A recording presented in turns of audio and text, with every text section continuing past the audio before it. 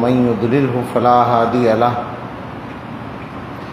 ونشهد أن لا إله إلا الله وحده لا شريك له ونشهد أن سيدنا ونبينا ومولانا محمدا عبده ورسوله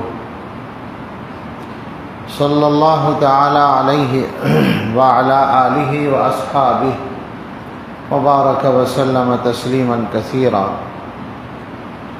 اما بعد فاعوذ باللہ من الشیطان الرجیم بسم اللہ الرحمن الرحیم یا ایہا الذین آمنوا اتقوا اللہ ولتنظر نفس ما قدمت لغد واتقوا اللہ ان اللہ خبیر بما تعملون صدق اللہ العظیم قال رسول اللہ صلی اللہ علیہ وسلم اتق اللہ حیث ما کنت واتبع السیئة الحسنة تمحها وخالق الناس بخلق حسن او کما قال علیہ الصلاۃ والسلام سبحان ربک رب العزة عما یصفون وسلام علی المرسلین والحمد للہ رب العالمین اللہم صل علی سیدنا محمد وعلی آل سیدنا محمد وبارک وسلم اللہم صل علی سیدنا محمد وعلی آل سیدنا محمد وبارک وسلم اللہم صل علی سیدنا محمد وعلی آل سیدنا محمد وبارک وسلم۔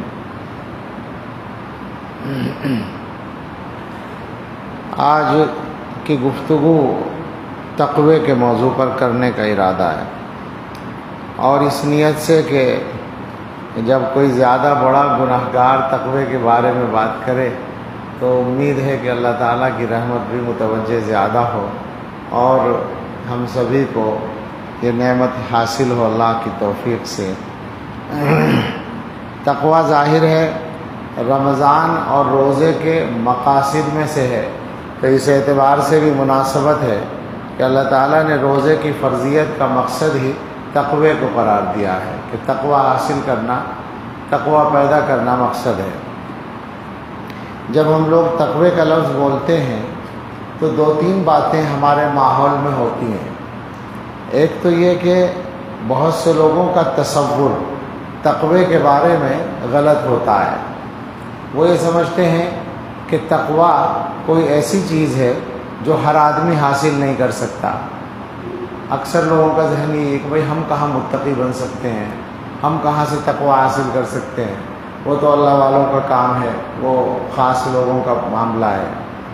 تو پہلی بات تو یہیں سے ہمیں صاف کر لینی چاہیے کہ جب اللہ تعالیٰ نے ہر مسلمان کو تقوی اختیار کرنے کا حکم دیا ہے تو اس کا مطلب سیدھا سیدھا یہ نکلتا ہے کہ ہر مسلمان تقوی حاصل کر سکتا ہے۔ اللہ تعالیٰ ایسی کسی چیز کا حکم نہیں دے سکتے جو کر نہ سکے آدمی، یہ بالکل پکی بات ہے۔ دوسری بات یہ کہ تقوی کا تصور کچھ ایسا لوگوں کے ذہنوں میں ہے کہ جیسے تقوی شاید ساری دنیا کو چھوڑنے کا نام ہوتا ہو۔ تقوی کا مطلب ہو کہ صاحب آپ پیسہ کمانا چھوڑ دیں، دنیا کی ضرورتیں پوری کرنا چھوڑ دیں، تفریح کرنا چھوڑ دیں، کھانا پینا ڈھنگ سے کھانا پینا چھوڑ دیں، اچھے کپڑے پہننا چھوڑ دیں، کاروبار چھوڑ دیں، گھر والوں کو طلاق دے دیں اور یہ سب دنیا کو بالکل دنیا سے چھٹی کر لیں، یہ تقوی ہوگا، ایسا کچھ لوگ سمجھتے ہیں۔ تو یاد رکھیں کہ یہ بھی تقوی نہیں ہے، بلکہ یہ سرے سے تقوی نہیں ہے، یہ تو تقوی سے اس کا کوئی تعلق ہی نہیں ہے۔ اس کو اگر آپ کہہ سکتے ہیں تو یہ رہبانیت ہے جو عیسائیوں نے اپنے مذہب میں اختیار کی تھی۔ عیسائیوں نے جو رہبانیت، راہب بنتے ہیں دنیا کو چھوڑ کر، تو وہ ان کی اپنی ایجاد تھی، بدعت تھی ان کے مذہب کے اعتبار سے۔ قرآن کریم میں ہے وَرَهْبَانِيَّةً ابْتَدَعُوهَا مَا كَتَبْنَاهَا عَلَيْهِمْ، ہم نے نہیں ان کے لیے مقرر کیا تھا کہ وہ رہبانیت اختیار کریں، مگر انہوں نے اپنے خیال سے زندگی کا ایک ایسا راستہ اپنایا تھا کہ وہ دنیا کو چھوڑ کر اللہ کا بننا چاہتے تھے۔ چلیے ان کے مذہب میں نہیں تھی لیکن انہوں نے اختیار کی تو اللہ نے ان کو اس سے باقاعدہ روکا بھی نہیں تھا، چل جاتا تھا۔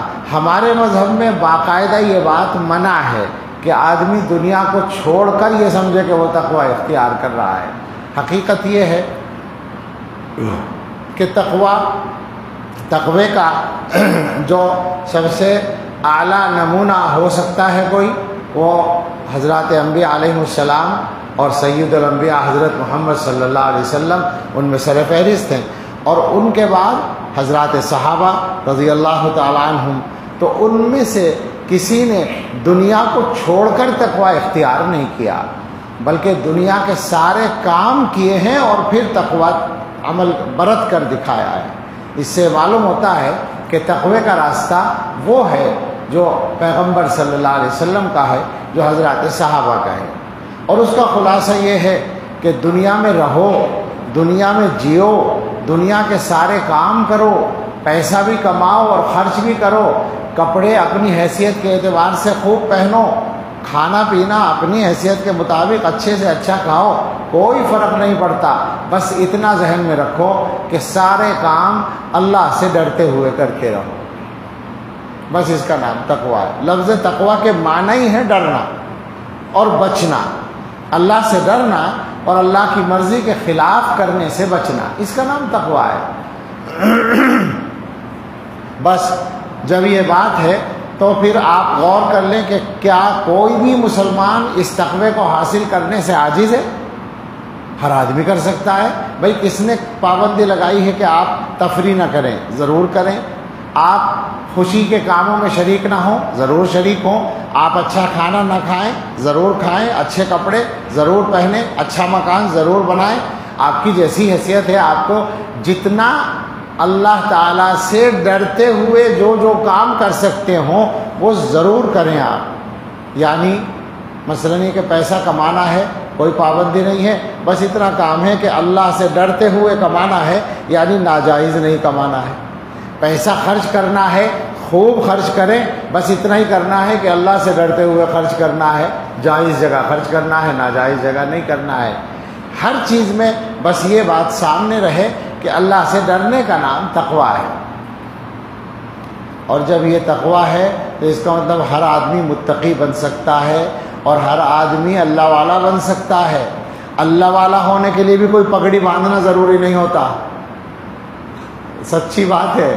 لوگ یہ ایک الگ بات ہے بالکل کہ متقی اور اللہ والا ایک خاص تصور ہے۔ تو صاحب وہ آدمی جس کا بہت لمبا سا کرتا ہو اور بہت اونچا سا پاجامہ ہو اور اس نے پگڑی بھی باندھی ہوئی ہو اور لمبی سی داڑھی ہو، تبھی وہ اللہ والا کہلائے گا؟ نہیں، سنت کے مطابق داڑھی ہو بس کافی ہے، مناسب سا کرتا ہو، ٹھیک ٹھاک پاجامہ ہو شریعت کے مطابق، اور سر پہ صرف ٹوپی ہو، تو بھی آپ اعلیٰ درجے کے اللہ والے بن سکتے ہیں۔ کوئی رکاوٹ نہیں ہے، کوئی پابندی نہیں، کوئی مسئلہ ہی نہیں ہے۔ آپ کا مکان بہت شاندار ہو، آپ اللہ والے ہو سکتے ہیں، کوئی مسئلہ نہیں ہے۔ حضرت خواجہ عبید اللہ احرار رحمۃ اللہ علیہ کا اس جگہ ایک دم سے نام یاد آتا ہے۔ ہمارے حضرت ان کا واقعہ خوب سناتے ہیں۔ وہ بہت بڑے بزرگ تھے، یعنی ان کی بزرگی میں آج تک کوئی اختلاف ہی نہیں ہے، مگر اتنے بڑے مالدار تھے کہ ان کے گھوڑوں کو باندھنے کے لیے جو کھوٹے گڑے ہوئے تھے وہ چاندی کے تھے۔ اتنا پیسہ تھا ان کے پاس کہ چاندی کے کھوٹوں میں ان کے گھوڑے بنتے تھے۔ آپ اندازہ کریں، شاندار مکان تھا اور دولت کی ریل پیل تھی۔ اصل میں ان کے مریدین میں بادشاہ لوگ بھی شامل تھے، تو بہت پیسہ تھا۔ اور ایک عالم تھے، وہ ان سے ملاقات کے لیے گئے، بزرگی کی شہرت سن کر کہ چلیں ان سے تعلق قائم کریں۔ وہاں جا کے دیکھا بڑے ٹھاٹ باٹ ہیں اور گھوڑے چاندی کے کھوٹوں میں بندھے ہوئے ہیں، تو یہ سوچا کہ بھئی یہ کیسے اللہ والے ہیں، یہاں تو یہ تو دنیا دار معلوم ہوتے ہیں۔ واپس آ گئے، لیکن واپسی کے سفر میں ایک جگہ آنکھ لگ گئی، کسی مسجد میں لیٹے، نیند آ گئی تو خواب دیکھا کہ قیامت قائم ہے اور حشر کا میدان ہے، سب لوگ پریشان ہیں، کہاں جائیں، کس طرف کو جائیں، کیا ہونے والا ہے۔ یہ خود بھی دیکھا انہوں نے کہ میں بھی پریشان پھر رہا ہوں کہ میں کدھر جاؤں، سمجھ میں نہیں آ رہا۔ اچانک محسوس ہوا دور سے ایک مجمع چلا رہا ہے، ایک بزرگ گھوڑے پر سوار ہیں اور ان کے چاروں طرف لوگ چل رہے ہیں اور بھیڑ ان کے ساتھ چل رہی ہے۔ وہ قریب آئے تو دیکھا وہی حضرت ہیں، مالدار والے بزرگ خواجہ عبید اللہ احرار رحمۃ اللہ علیہ۔ دیکھا وہ آئے اور انہوں نے ان کو کہا کہ آؤ میرے ساتھ آؤ، اپنے ساتھ لے کر چلے گئے۔ تو پتہ چلا کہ انہی سے بات بنے گی، انہی سے کام بنے گا، تو پھر واپس آئے۔ اس موقع پر حضرت وہ شعر سناتے ہیں کہ جب وہ پہلے گئے تھے اور جا کر دیکھا تھا کہ دنیا کی دولت ہے، تو انہوں نے یہ شعر، ایک شعر ہے فارسی کا، اس کا ایک مصرع پڑھا تھا، نہ مردستاں کہ دنیا دوست دارد۔ وہ آدمی مرد نہیں ہے، اللہ والا نہیں ہے جو دنیا کو دوست رکھتا ہو۔ اس کا اگلا مصرع نہیں پڑھا تھا۔ جب واپس آئے تو حضرت نے کہا کہ مولانا پہلے آئے تھے تو کیا پڑھا تھا؟ انہوں نے کہا کہ حضرت بس وہ تو غلطی تھی۔ کہا نہیں بتائیے۔ کہا میں نے یہ پڑھا تھا، نہ مردستاں کہ دنیا دوست دارد، وہ مرد نہیں ہے جو دنیا کو دوست رکھے۔ اب کہ حضرت نے اگلا مصرع پڑھا، اگر دارد برائے دوست دارد، اگر دنیا کو دوست رکھے تو دوست کے لیے رکھے، اللہ کے لیے رکھے۔ تو کہنے کا مطلب یہ ہے کہ یہ ساری تفصیل اس لیے عرض کی ہے کہ متقی بننے میں یہ سارے تصورات رکاوٹ نہ بنے۔ کوئی بھی آدمی یہ نہ سوچے کہ میں متقی نہیں بن سکتا، یہ پکی بات ہے، ہر آدمی متقی بن سکتا ہے۔ بس متقی بننے کا مطلب یہ ہے کہ اللہ سے ڈر کر زندگی گزارے۔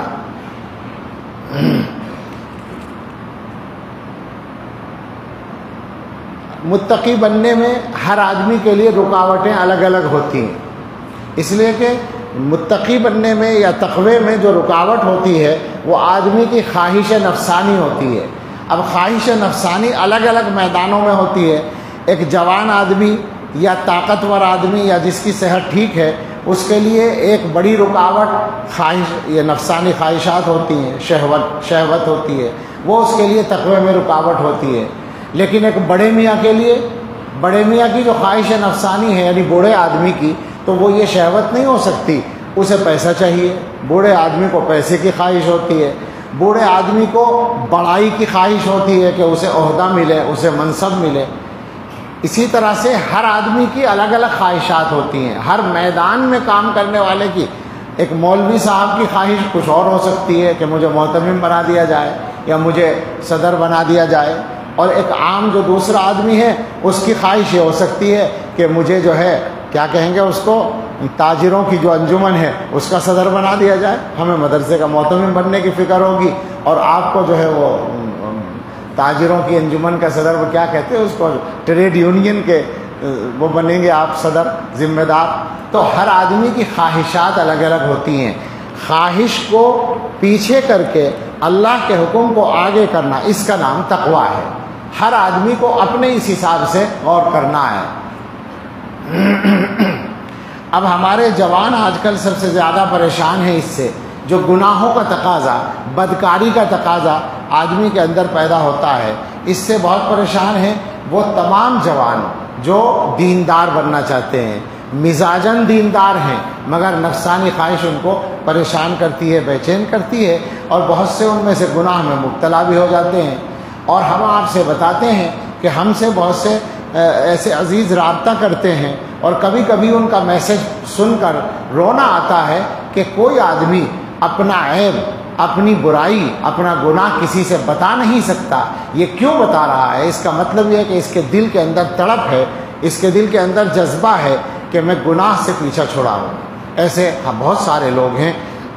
تو ہم سبھی کو اپنے اپنے اعتبار سے تقویٰ حاصل کرنے کے لیے محنت کرنے کی ضرورت ہے۔ تقویٰ دو باتیں کریں گے ہم۔ ایک تو یہ کہ تقویٰ حاصل کیسے ہوگا، تو ظاہر بات ہے کہ ہر آدمی کے دل کے اندر گناہ کرنے کا جذبہ ہے، اور گناہ شہوت سے متعلق بھی ہوتا ہے، مال سے متعلق بھی ہوتا ہے۔ عام طور سے یہی دو چیزیں ہیں جن میں گناہ ہوتا ہے۔ آدمی کے دل کے اندر اللہ تعالیٰ کا ڈر مضبوطی کے ساتھ بیٹھ جائے، اور دل کے اندر ایک ایسی طاقت پیدا ہو جائے کہ وہ گناہ کے تقاضے کا مقابلہ کر سکے۔ گناہ کے تقاضے طرح طرح سے ہوں گے۔ ایک آدمی کو گناہ کا تقاضا ہے کہ اس کو بدکاری کرنے کا موقع ہے۔ الحمدللہ اس زمانے میں بھی ایسے لوگ پائے جاتے ہیں، متعین طور پر جانتے ہیں ہم ذاتی طور پر، کہ جن کے سامنے بدکاری کرنے کے بالکل آسان راستے کھلے ہوئے ہیں، اور وہ اللہ کی توفیق سے مکمل بچتے ہیں۔ میں یونیورسٹی میں پڑھنے والے ایسے اسٹوڈنٹس کو جانتا ہوں جو اس کھلے ماحول میں رہتے ہیں جہاں پر آپ کو کہنے کی ضرورت نہیں ہے، لڑکی خود دعوت دیتی ہے بلا تکلف۔ ان کی آپس کی گفتگو میں یہ کوئی بات نہیں ہوتی کہ کس کے ساتھ رات گزارنی ہے۔ ایسے ماحول میں ہمیشہ اپنے دامن کو پاک رکھنے والے آدمیوں کو میں جانتا ہوں ذاتی طور پر۔ کتنی بڑی بات ہے یہ ٹھیک ہے کہ ہمارے بڑے بھی اسی طرح کرتے تھے، مگر ہمارے زمانے میں بھی جب کوئی آدمی پکا ہوتا ہے تو شیطان اس کا کچھ نہیں بگاڑ پاتا۔ وہ میں سنایا کرتا ہوں قصہ ایک بزرگ کا، سلیمان ابن یسار ایک تابعی گزرے ہیں۔ انہوں نے ایک مرتبہ سفر کیا، سفر میں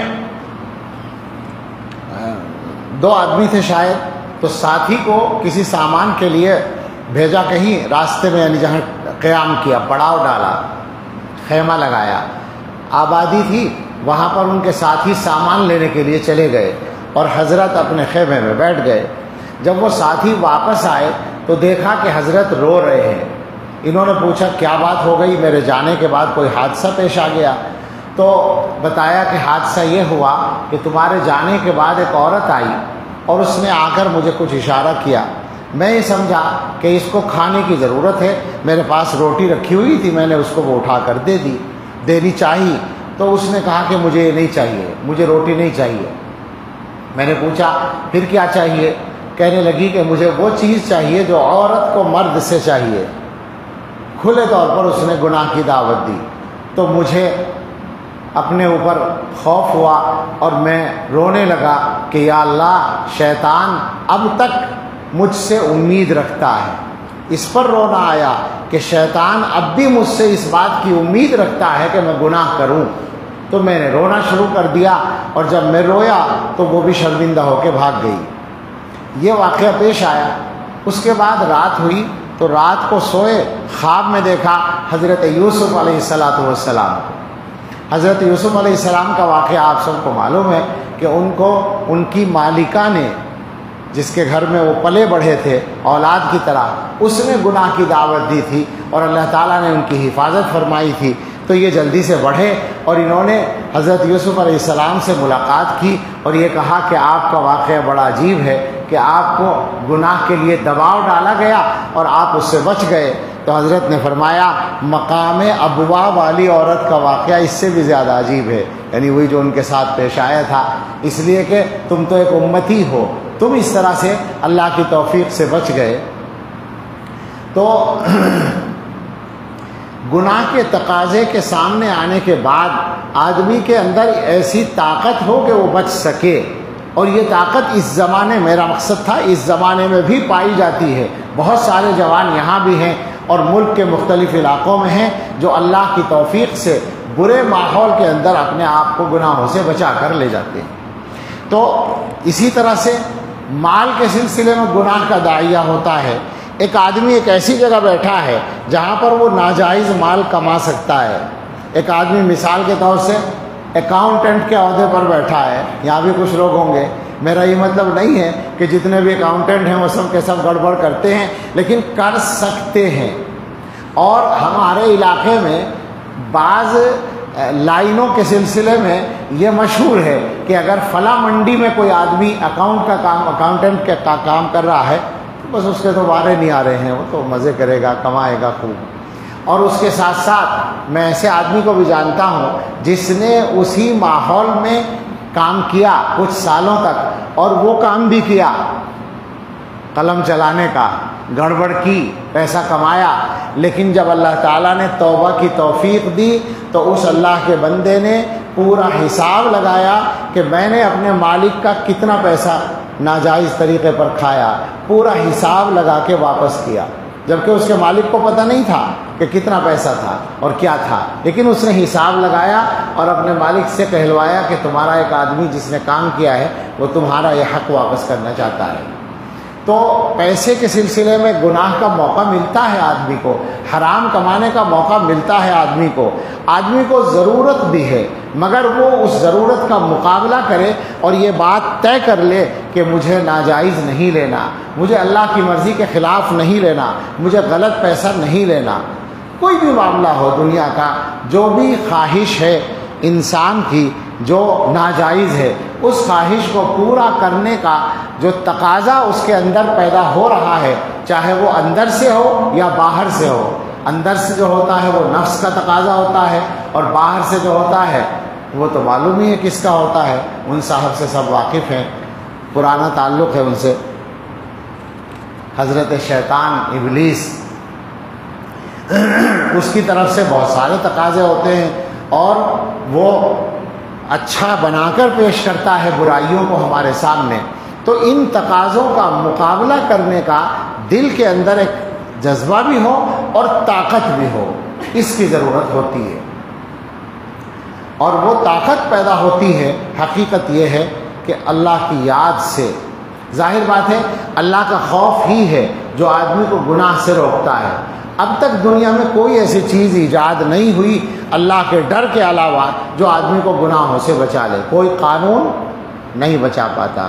ہر قانون کے اندر سے اس کے راستے نکال لینا انسان کا کام ہے، تو قانون اس کے لیے کافی نہیں ہوتا، اس کے لیے کوئی خوف اور ڈر ہوتا ہے، وہ اندر کا ایک داعیہ ہوتا ہے، اندر کا ایک جذبہ ہوتا ہے جو انسان کو اس سلسلے میں محفوظ رکھتا ہے اور محفوظ کرتا ہے۔ تو وہ طاقت جو پیدا ہوتی ہے وہ اللہ کی یاد سے اسی لیے پیدا ہوتی ہے کہ اگر اللہ کی یاد دل کے اندر ہے تو آدمی کو گناہ کرتے ہوئے خیال آئے گا کہ میرا اللہ دیکھ رہا ہے، میرا اللہ مجھے جانتا ہے۔ اللہ تعالیٰ کی عجیب شان ہے کہ اللہ تعالیٰ سب کچھ جانتے ہیں اور ہر چیز سے واقف ہیں۔ رسول اللہ صلی اللہ تعالیٰ علیہ وسلم نے بعض جگہ دعائیں مانگی اور دعاؤں کے اندر ایسے ایسے مضامین بیان کیے جن سے علم کے دروازے کھلتے ہیں۔ انہی میں سے ایک دعا ہے، میں بار بار اس کو سناتا بھی ہوں، کہ حضور نے فرمایا یا من قل عند نعمتہ شکری فلم یحرمنی، اے وہ ذات جس کی نعمتوں پر میں نے شکر کم کیا لیکن اس نے مجھے نعمتوں سے محروم نہیں کیا۔ ویا من قل عند بلیتہ صبری فلم یخذلنی، اے وہ ذات جس کی آزمائشوں پر میں نے صبر کم کیا مگر اس نے مجھے رسوا نہیں کیا اور ناکام نہیں کیا، نامراد نہیں کیا۔ وَيَا مَن رَآنِي عَلَى الْخَطَايَا فَلَمْ يَفْضَحْنِي، اور اے وہ ذات کہ جس نے مجھے گناہوں کی حالت میں دیکھا اور مجھے رسوا نہیں کیا۔ تو اللہ تعالیٰ دیکھتے ہیں، اللہ تعالیٰ جانتے ہیں اور وہ رسوا بھی کر سکتے ہیں، مگر عام طور سے ان کی عادت نہیں ہے، پردہ ڈالنے کی عادت ہے۔ تو بندے کو اگر یہ بات یاد ہو کہ اللہ دیکھ رہا ہے تو یہ بات اس کو گناہ سے روکنے والی ہوتی ہے۔ یہ اللہ دیکھ رہا ہے، اس کی عادت پڑتی ہے اللہ کا ذکر کرنے سے، اللہ کا ذکر کرنے سے عادت ہو جاتی ہے دل کو اللہ تعالیٰ کو یاد کرنے کی۔ اسی لیے ہم اپنے ساتھیوں سے کہتے ہیں کہ جو لوگ پابندی سے مراقبہ کرتے ہیں ان کو گناہوں سے رکنا ہی رکنا ہے، ان کی زندگی میں گناہ رہ نہیں سکتا، یہ دعویٰ ہے ہمارا۔ صحیح طور سے اگر کوئی آدمی مراقبہ کر رہا ہے تو گناہوں سے اس کا پیچھا چھوٹنا ہی چھوٹنا ہے انشاءاللہ، یہ پکی بات ہے، گارنٹی ہے یہ۔ تو ایک بات تو یہ ہے کہ آدمی کو وہ طاقت حاصل کرنے کی ضرورت ہے۔ اس کے بعد یہ مضمون سمیٹنا چاہتا ہوں میں، بہت اس پر تو جو چاہے بیان ہو سکتا ہے بہت تفصیلی، لیکن اپنی ہمت کے اعتبار سے مضمون کو سمیٹنے کے لیے یہ کہتا ہوں کہ ایک مسئلہ ہمارے سامنے یہ آتا ہے کہ ہم انسان ہیں، ارادہ بھی کرتے ہیں، توبہ بھی کرتے ہیں، بچتے بھی ہیں، مگر کبھی کبھی گناہ میں مبتلا بھی ہو جاتے ہیں۔ تو یہ بات ذہن میں رکھیں، اللہ تعالیٰ نے تقویٰ اس کو نہیں کہا کہ آپ سے کبھی گناہ نہ ہو، یہ عجیب بات ہے۔ تقوی کا یہ مطلب بالکل نہیں ہے کہ آپ سے زندگی میں کبھی گناہ نہ ہو، ایسا تقویٰ آپ سے مطلوب نہیں ہے۔ ارادہ نہ ہو، کوشش نہ ہو، بچتے ہوں، یہ سب چاہیے۔ لیکن اگر خدا نخواستہ کوشش کے باوجود گناہ ہو جائے تو آپ کا تقویٰ تو ٹوٹ گیا بے شک، لیکن اس کا جوڑنا بہت آسان ہے، وہ دوبارہ حاصل کرنا بہت آسان ہے۔ جیسے ہی بندہ توبہ کرے گا ویسے ہی تقویٰ دوبارہ مل جائے گا۔ اسی لیے میں کہتا ہوں کہ حافظ بننے میں ٹائم لگتا ہے، عالم بننے میں ٹائم لگتا ہے، ڈاکٹر بننے میں ٹائم لگتا ہے، کئی سال لگتے ہیں، ماسٹر بننے میں، کچھ بھی بننے میں بہت ٹائم لگتا ہے، متقی بننے میں 1 منٹ لگتا ہے۔ پکی بات ہے، جس وقت طے کر لیں، جس وقت پچھلے سارے گناہوں سے توبہ کر لیں اور آئندہ کے لیے ارادہ کر لیں، وہیں سے متقی بن کر کام شروع ہو گیا، اس میں کچھ دیر ہی نہیں لگتی۔ عجیب بات ہے۔ حضرت عمر رضی اللہ تعالیٰ عنہ کا وہ ارشاد یاد کر لیں جو حضرت نے حضرت ابی بن کعب سے پوچھا تھا، دوسرے صحابی ہیں مشہور، ان سے کہا حضرت عمر رضی اللہ عنہ نے بتاؤ تقویٰ کیا ہے؟ تو انہوں نے کہا کہ حضرت یہ بتائیے کہ کیا آپ کبھی کسی کانٹوں دار راستے پر چلے ہیں؟ هل سلکت طریقا ذا شوک، کیا آپ کسی کانٹوں والے راستے پر کبھی چلے ہیں؟ انہوں نے کہا جی ہاں چلا ہوں۔ تو پوچھا کیا کیا آپ نے وہاں چلنے میں؟ تو فرمایا کہ شمرت واجتہدت، کپڑوں کو سمیٹا اور کوشش کر کے بچ کر نکلا۔ تو انہوں نے کہا اسی کا نام تقویٰ ہے کہ آدمی کہ چاروں طرف خواہشات کے کانٹے ہیں، ان کے درمیان سے بچ کر نکل کر چلتا رہے۔ اب ظاہر بات ہے بچ کر نکلنے کی کوشش کرنے کے باوجود کوئی کانٹا پھنس بھی سکتا ہے، تو آدمی کیا کرے گا؟ کانٹا پھنس جائے گا تو اسے نکال لے گا، کپڑے پر اگر خراش آ گئی تو اس کو صحیح کر لے گا، پرہیز کر لے گا، اگر تھوڑا سا پھٹ گیا تو رفو کرا لے گا، یہی تو کرے گا نا۔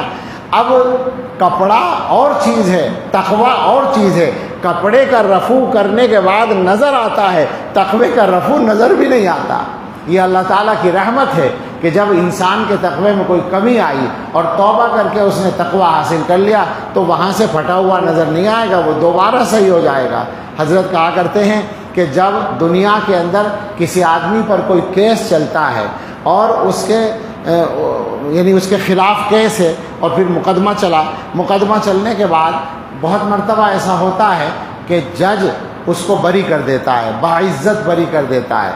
تو باعزت بری تو کر دیا، معاف تو کر دیا، مگر اس کا فائل جو ہے ڈیلیٹ نہیں ہوتا، فائل عدالت میں محفوظ رہتا ہے اس کا، اور کبھی کبھی دوبارہ بھی کھل جاتی ہے فائل۔ لیکن اللہ تعالیٰ کا معاملہ یہ ہے کہ جب بندہ گناہوں سے توبہ کرتا ہے تو اللہ تعالیٰ گناہوں کی فائل کو ڈیلیٹ بھی کر دیتے ہیں، مٹا دیتے ہیں، ختم کر دیتے ہیں۔ یہ انسان کے لیے اللہ کی طرف سے آسانی ہے۔ تو ہم سب اس کا ارادہ کر لیں کہ رمضان کے اس مہینے میں روزے کا جو مقصد تقویٰ ہے اسے انشاءاللہ حاصل کرنے کی کوشش کریں گے کیا ابھی سے شروع کر دیں، چونکہ میں نے ابھی کہا کہ 1 منٹ لگتا ہے، اس سے زیادہ نہیں لگتا۔ ابھی نیت کر لیں سابقہ گناہوں کی معافی کی، اور آگے کے لیے پکا ارادہ کہ ہم اللہ سے ڈر کر زندگی گزاریں گے۔ انشاءاللہ ہمیں اللہ تعالیٰ متقیوں میں شامل فرما لیں گے۔ اللہ آسان فرمائے، آمین۔ وآخر دعوانا الحمدللہ رب العالمین۔ الحمدللہ رب العالمین والصلاة والسلام علی سیدنا محمد وآلہ واصحابہ اجمعین۔ یا رب لک الحمد کما ینبغی لجلال وجہک وعظیم سلطانک۔ ربنا آتنا فی الدنیا حسنۃ وفی الآخرۃ حسنۃ وقنا عذاب النار۔ ربنا لا تزغ قلوبنا بعد إذ هديتنا وهب لنا من لدنك رحمة إنك أنت الوهاب۔ ربنا هب لنا من أزواجنا وذرياتنا قرة أعين واجعلنا للمتقين إماما۔ اللهم إنا نسألك الهدى والتقى والعفاف والغنى۔ اللهم إنا نسألك الصحة والعفة والأمانة وحسن الخلق والرضا بالقدر۔ اللهم لك الحمد شكرا ولك المن فضلا۔ اللهم إنا نسألك التوفيق لمحابك من الأعمال وصدق التوكل عليك وحسن الظن بك۔ سبحان خالق النور اللہم لا تہلکنا فجاءہ ولا تأخذنا بغتہ ولا تغفلنا عن حق ولا وصیہ اللہم انا نسألک الثبات فی الامر ونسألک عزیمۃ الرشد ونسألک الغنى عن الناس ولا حول ولا قوة الا باللہ اللہم انا نسألک صحة فی ایمان وایمانا فی حسن خلق ونجاحا تتبعہ فلاحا ورحمة منک وعافیہ ومغفرة منک ورضوانا۔ اے اللہ یہ ساری دعائیں ہم سب کے لیے اور ہمارے اہل و عیال و متعلقین کے لیے قبول فرما لیجئے۔ اے اللہ رمضان کا مہینہ ہے، ہم نے جیسے کیسے روزے بھی رکھے ہیں، تراویح بھی پڑھی ہے، قرآن بھی پڑھا ہے، اللہ اس کے بعد جمعے کی رات ہے، رمضان کے مہینے کے جمعے کی رات ہے۔ اے اللہ تقوی کی باتیں ہوئی ہیں، اے اللہ سچی بات یہ ہے یہ بات کرنے والے نے تو باتیں ہی کی ہیں، آپ اگر چاہیں تو اس کو حقیقت بنا سکتے ہیں۔ اللہ ہم سب کو تقوی نصیب فرما دیجئے، اللہ ہم سب کو متقیوں میں شامل فرما لیجئے، اللہ اپنے بخشے ہوئے بندوں میں شامل فرما لیجئے، اللہ ہم سب کی توبہ قبول فرما لیجئے۔ اللہ ہم توبہ کرتے ہیں، اب تک کے سارے گناہوں پر نادم ہیں، اے اللہ گناہوں پہ نادم ہونے کے علاوہ اور کر بھی کیا سکتے ہیں؟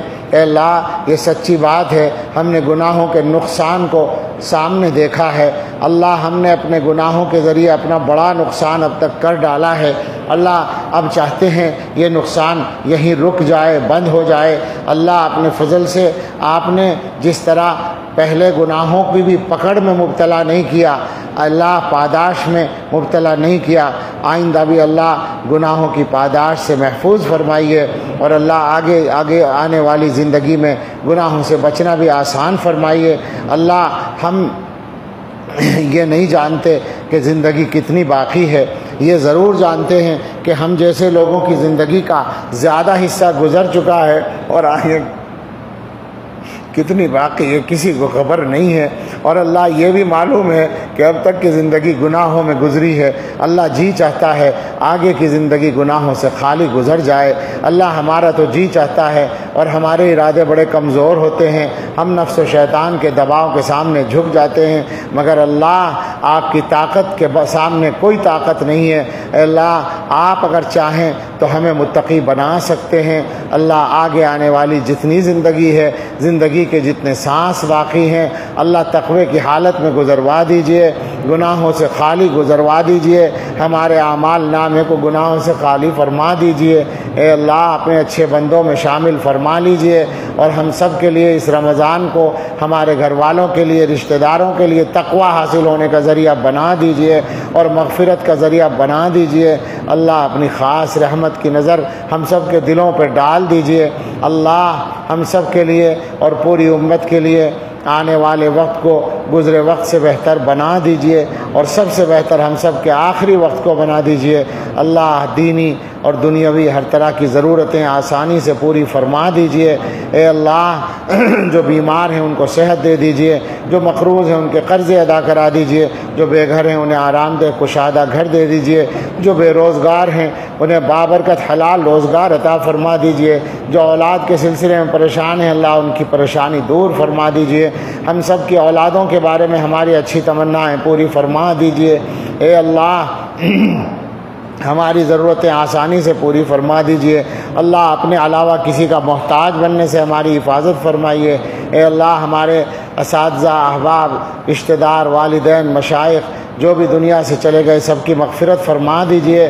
اللہ آج ہمارے ایک بزرگ کا انتقال ہوا، حضرت مولانا سید رابع حسنی ندوی رحمۃ اللہ علیہ کا۔ اے اللہ اپنے فضل سے ان کی مغفرت فرما دیجئے، ان کے ساتھ خاص رحمت کا معاملہ فرما دیجئے، ان کو جنت الفردوس میں بلند ترین درجات عطا فرما دیجئے، اور اللہ اس امت کو ان کا نعم البدل عطا فرما دیجئے۔ اللہ ڈر لگتا ہے ہمارے بڑے جا رہے ہیں، منتخب لوگ جا رہے ہیں، پرانے لوگ جا رہے ہیں، پرانی اداؤں والے لوگ جا رہے ہیں، اللہ ان کی جگہ پر جو آثار ہیں اے اللہ اپنے فضل سے بس خاص کرم فرما دیجئے، اور وہ ایسے لوگوں کی، ایسے بزرگوں کی ذات کی وجہ سے جو فتنے رکے رہتے ہیں اللہ ان فتنوں سے ہم سب کی حفاظت فرمائیے، ندوۃ العلماء کی بھی حفاظت فرمائیے، اور تمام اداروں کی حفاظت فرمائیے۔ اے اللہ ہم سب کے لیے